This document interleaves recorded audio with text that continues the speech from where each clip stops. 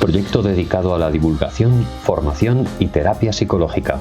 Consulta nuestros servicios en nuestra web y redes sociales.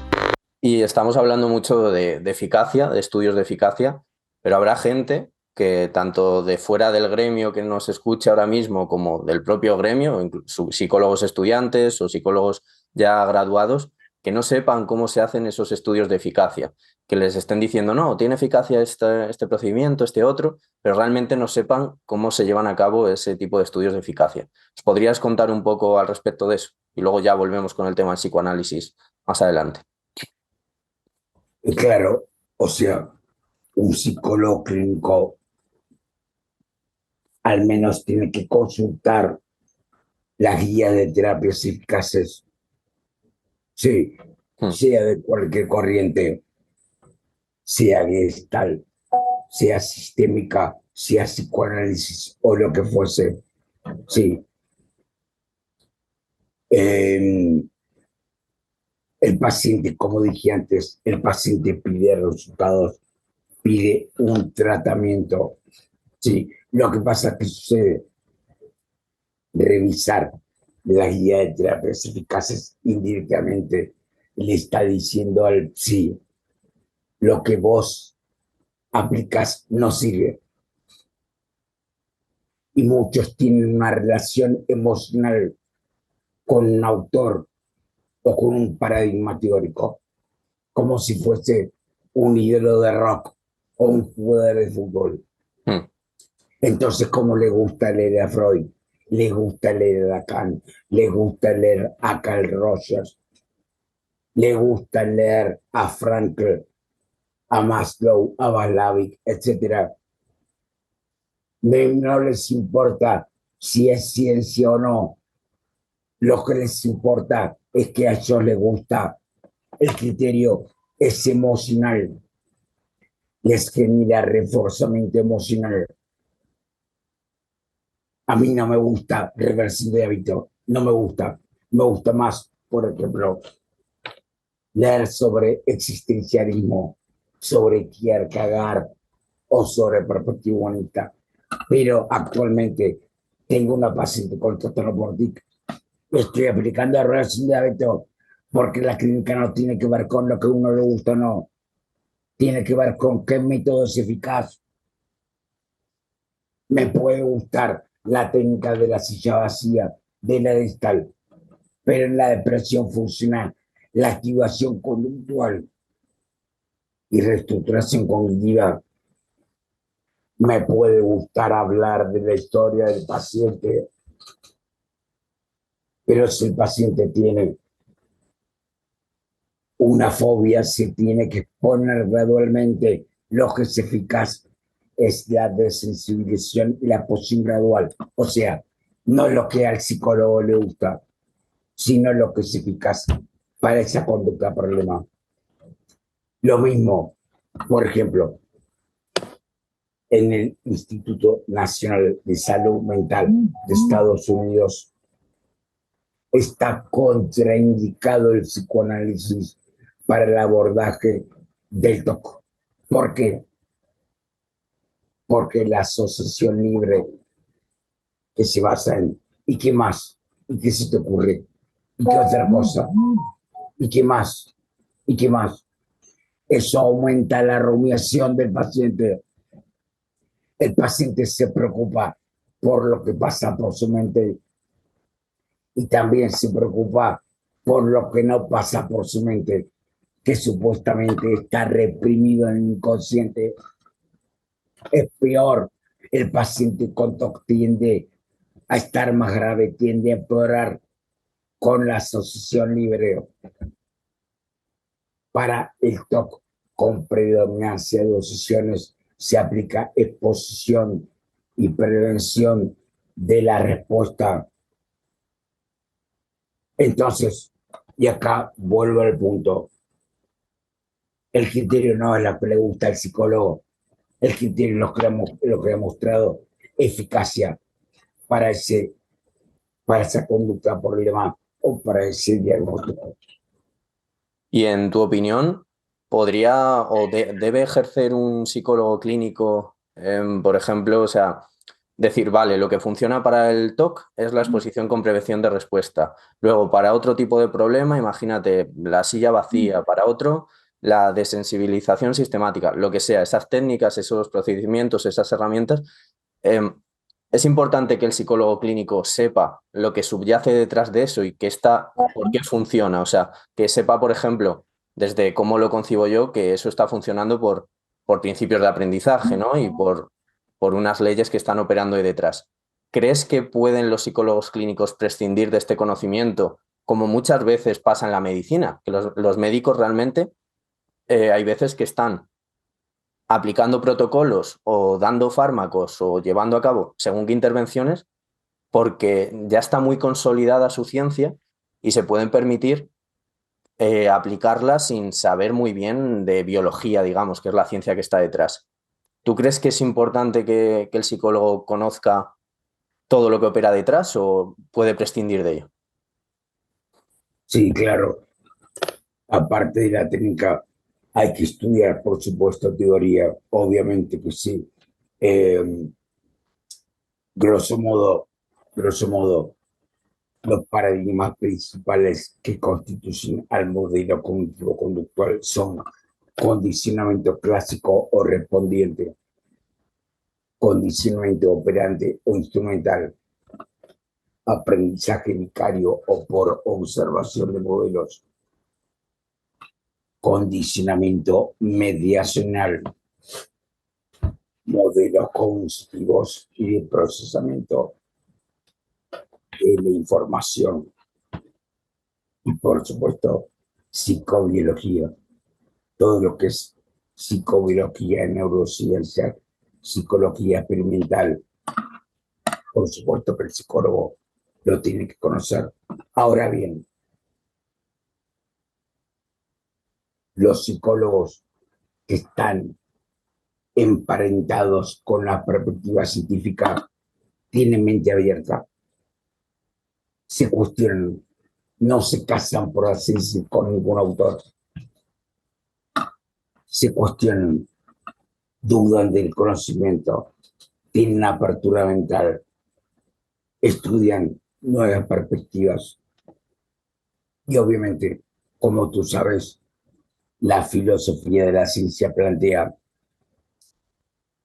que no hay que ser dogmático, que en general la ciencia es escéptica, la crítica es bienvenida en ciencia. Entonces, el psicólogo que se emparenta en la ciencia no puede solamente seguir a uno o dos autores. ¿Qué pasa por ese problema? Es que a muchos psicólogos que no les interesa la ciencia, no, y como dije antes, tienen una relación emocional con lo que estudian. No les interesa la ciencia. Lo que pasa es que le deja, obviamente, fuente de ingresos, cargos académicos, muchos pacientes. El mentalismo está reforzado económicamente y cuanto más experiencia tiene un sí, por ejemplo, tiene 50 años y 20 de ejercicio profesional, menos más arraigado está porque le ha permitido mantener a sus hijos, mantener su nivel de vida. Entonces hay un reforzamiento económico.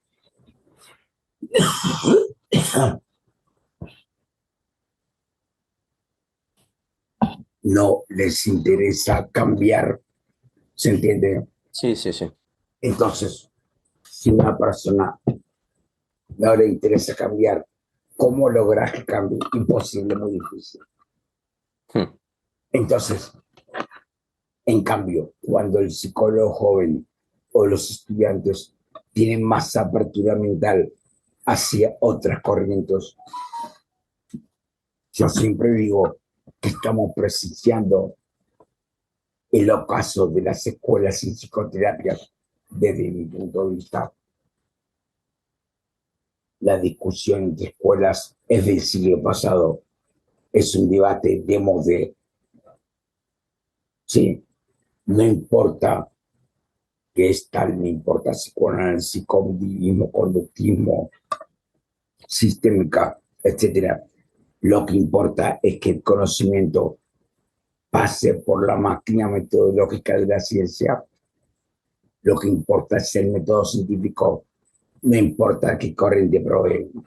Lo que pasa, como dije antes, el conductismo y el cognitivismo son las dos corrientes en psicología que tienen claro que la psicología debe tener una perspectiva científica y que aparte parten de una filosofía monista, materialista, emergentista, en el sentido que los fenómenos de conducta y mentales son emergentes de la actividad del sistema nervioso central en interacción con el ambiente, en interacción permanente con el ambiente.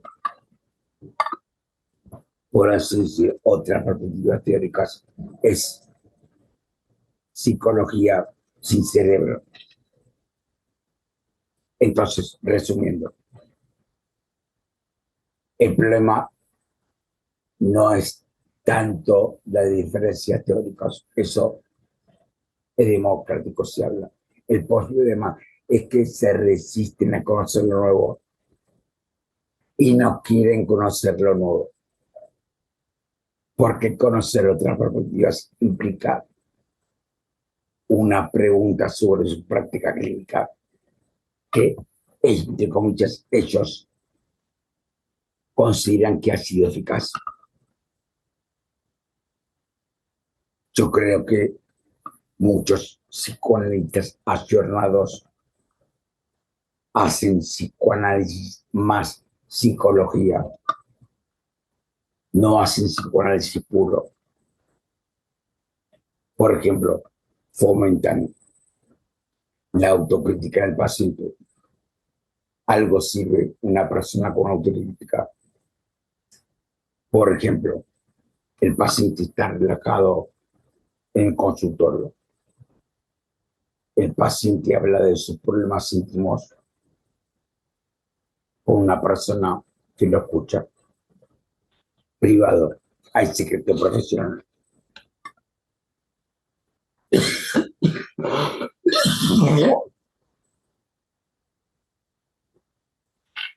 A veces, en algunos casos simples,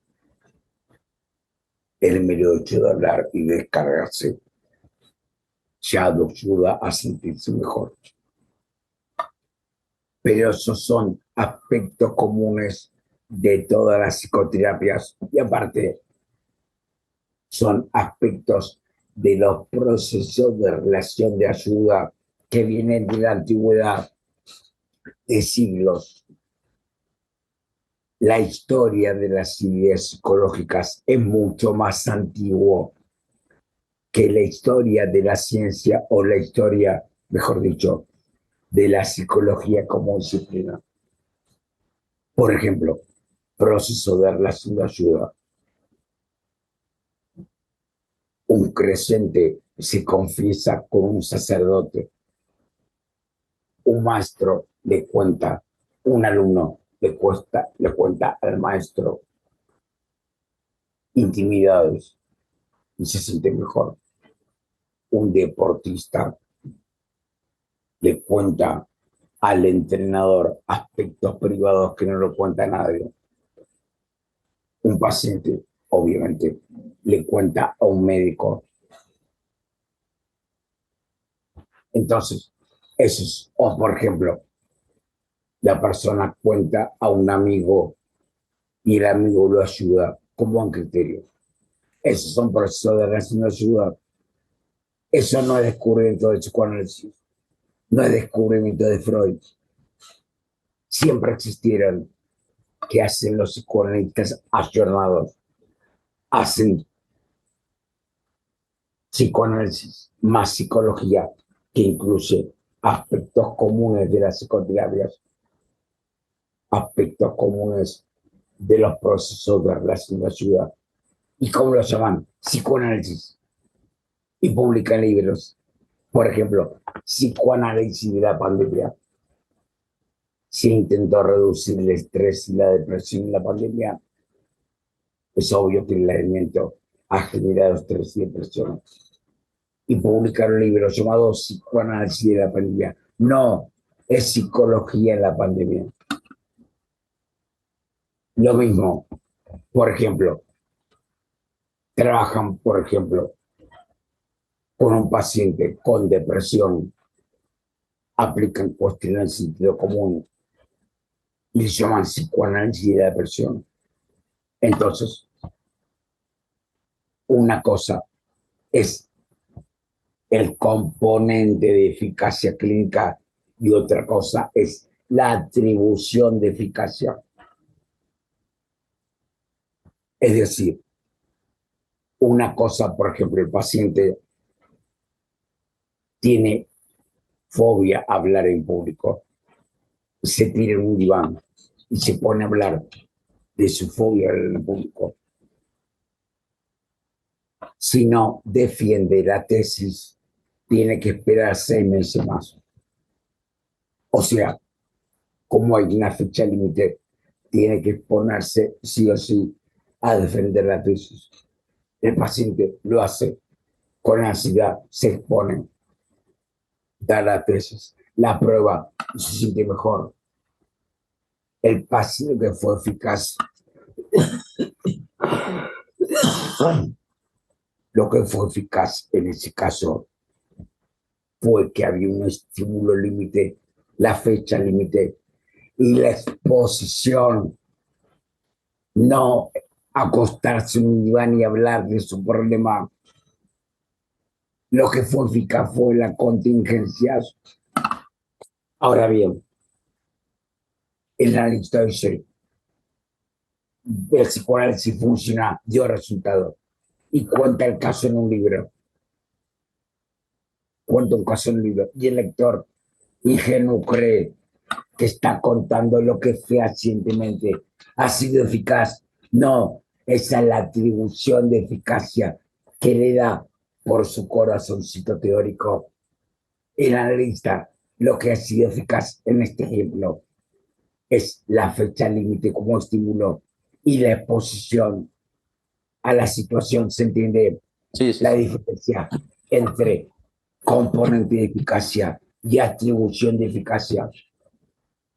Entonces, en casos simples, Arnold Lazarus acuñó una sigla llamada pacientes Javier, J de joven, A de atractivo, B de vital y de inteligente, ya, me causa gracia, de adinerado.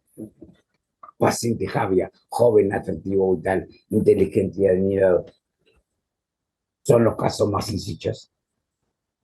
O sea, es más sencillo trabajar con un paciente que tiene en su cuenta bancaria 5 millones de dólares que con un paciente con desempleo.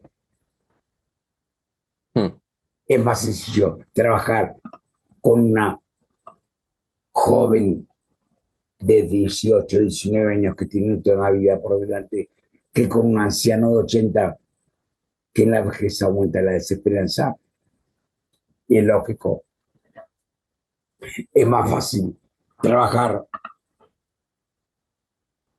con un doctor en ciencias, por ejemplo, en medicina o en física, que con una persona que no terminó primario, la escuela primaria, inteligente, vital. Es más fácil trabajar con una persona con buena salud que con una persona que tiene problemas médicos de salud. Entonces, si se toman pacientes jóvenes, atractivos, vitales, inteligentes y adinerados, y es probable que sea más eficaz cualquier tipo de terapia que en pacientes más graves, como el paciente que tiene dinero, le gusta ir al psicoanalista, le gusta. Yo tengo un amigo que tiene mucho dinero. Y bueno, yo le expliqué que puedo hacer una terapia más focalizada, más breve. ¿Qué me dijo él? Y yo no, a mí me encanta tirarme en el diván una vez a la semana y soy libre y hablo de lo que quiero. Y se reía. Y bueno, no tiene ningún problema psicológico, mi amigo. Pero le gusta, le gusta. Es como ir a un club o una obra de teatro o ver una película, le gusta. Entonces, si el paciente no es grave, no es grave, y más o menos le va bien en su vida, los psicoanalistas atribuyen que le va bien por el psicoanálisis. No, le va bien por el repertorio conductual que el paciente ya posee, no por la terapia. ¿Se entiende Sí, sí, sí. la diferencia entre componente de eficacia y atribución de eficacia? Hmm. Con esto cierro. Los psicoanalistas ayornados no aplican psicoanálisis puro, aplican psicología, más psicoanálisis, y sobre todo en casos Javia, lo original de psicoanálisis es la interpretación de los sueños y de las manifestaciones del inconsciente, el no responder a la demanda, la asociación libre. Y 4, el manejo de la transferencia. Esas son las 4 técnicas originales desarrolladas por Freud. Eso es psicoanálisis ortodoxo puro. Ahora bien, si se aplica psicoanálisis más que el paciente hable y descargue, sirve. Que el paciente tenga algo de autocrítica, sirve para el cambio conductual. Que el paciente hable de su problema relajado, tiene componentes de desensibilización, porque se asocia narrar el problema con estar un poco relajado. Si el paciente, si el psicólogo cuestiona, el paciente está a punto, por ejemplo, de pedir un crédito en un banco y tiene un juego patológico y el analista, con buen criterio y con buen sentido común, le dice: no, no pida ningún crédito, por favor, va a ser peor. Eso es sentido común. Un jugador patológico tiene que dejar de jugar, no tiene que tener dinero, está claro. Pero ese sentido común no es psicoanálisis, ¿se entiende? Sí. No es que se interprete un sueño o se interpretara un sueño sacrificio si el jugador dejó de ir a jugar a partir de esa interpretación. No pidió el crédito por el consejo dado por el profesional, cuestión de sentido común, no por la interpretación de los sueños, ¿se entiende? Entonces, llega un momento en el cual no se sabe, entonces se aplica psicoanálisis más psicología, no se sabe cuál es fehacientemente el componente de eficacia.